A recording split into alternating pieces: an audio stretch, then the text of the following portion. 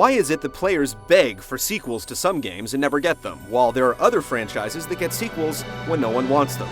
NiGHTS Into Dreams for the Sega Saturn was of the former category, a game so steeped in nostalgic bliss that many forgot just how much games have moved on in the 11 years since its release.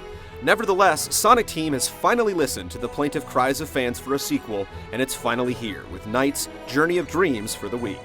Is this follow-up a dream come true, or a total nightmare?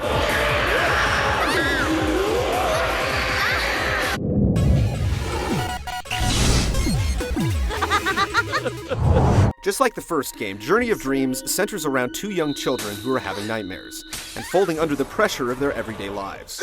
Will is having issues with his father's absence from his life, Dad! And Helen is facing guilt issues after she makes the decision to spend more time with friends. Sorry, Mom! Making matters worse, the world of dreams called NiGHTopia has come under siege from the creator of all nightmares, Wise Man. That which I have created, I can just as easily destroy.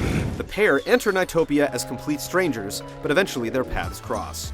Adding to the intrigue is NiGHTS, an androgynous court jester who has rebelled against Wise Man and decided to help Will and Helen restore serenity to NiGHTopia. So this is NiGHTopia. It's an interesting setup, but the story is obviously written for kids, yet the whole thing is so convoluted that they'll be lucky to make any sense out of it. Adults will tire of the melodrama in no time. Oh, it's terrible! A whole horde of nightmares are attacking! Let's go then!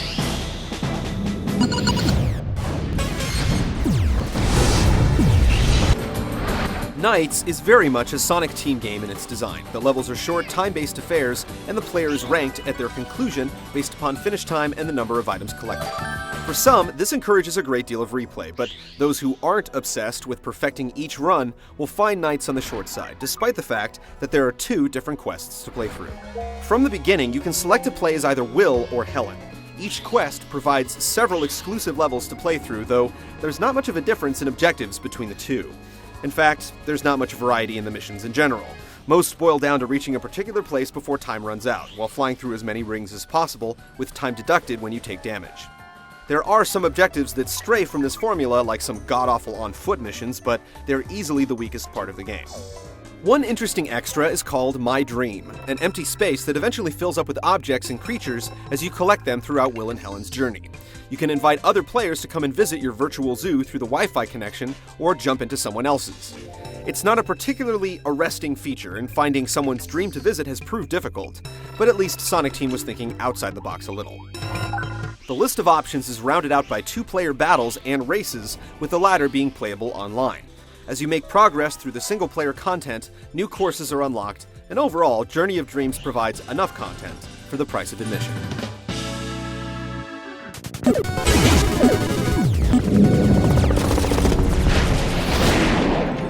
NiGHTS may look like it's a free-flying game that allows the player to explore every last nook and cranny of its trippy environments, but that's not how it works. Most of the time, you're locked onto a 2D plane and only control whether NiGHTS swoops up or down, or goes left or right. There are times when the perspective will flip and the androgynous jester will fly into the screen, but these instances are fairly rare. It's a shame because they represent the most immersive gameplay on the disc. Other controls include the drill dash, which causes NiGHTS to speed forward in a spinning motion. It can be used as both an attack and a way to cut seconds off your time, but you'll need to fly through rings to keep its meter stocked. When you properly time the drill dash through a set of rings, the sense of speed definitely makes an impression. Eventually, NiGHTS acquires the ability to transform into 3 different forms, including a dolphin, a rocket, and a dragon. Each form has its own unique attributes that make navigating particular parts of each level easier. They're also the key to nailing the higher ratings for those who like to perfect their play. The gameplay is rounded out by fairly memorable boss fights that make use of much more than just the side perspective, and some light collecting, though it's completely optional depending on how obsessed you become with the My Dream option. There are also some on-rails races to mix things up, but they are one part of the game that will mostly appeal to the target audience of young children. You would think that with such simple demands from the control scheme, it would be easy to create a system that works with the Wii Remote, but playing with the device is like trying to shoot a fly out of midair with a water gun. You're supposed to place the cursor on the screen in the direction you want NiGHTS to fly, which works great as long as you're lining him up for a set of rings. But attempt to pull off the looping maneuver that collects items, and the controls simply aren't responsive enough to pick up the movement. After a couple of missions, we switched to the classic controller and finally began having fun with the game. As mentioned previously, some objectives require Will and Helen to break out on foot. The controls for these sections are absolutely atrocious. Judging jump distance is difficult thanks to no sense of weight or inertia, and a pedestrian camera. We're puzzled why these sections weren't cut from the final game, as the entertainment value is minimal.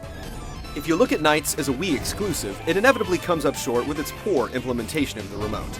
As a standalone sequel to the Saturn original, it's passable, even if very little is changed over a decade's time. Oh, I'm so sorry. That was terribly frightening, wasn't it?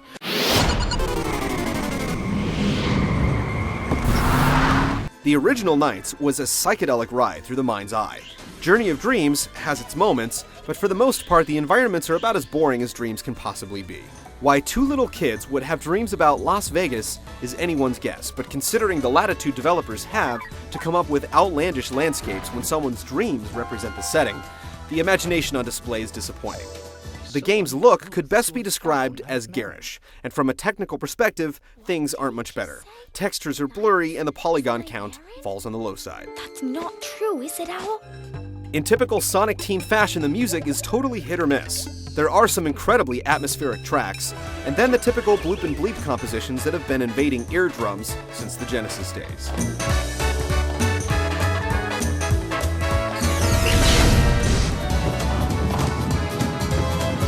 NiGHTS Journey of Dreams is total fan service. If you fell in love with the original all those years ago and are alright with more of the same, then its content makes it worth your cash. If you have no attachment to the series, then proceed with caution. The Wii controls are pointless and the levels are short, but there's no denying that there's familiar fun to be had while guiding knights through the sky. See? It's just like you see on TV or in the movies.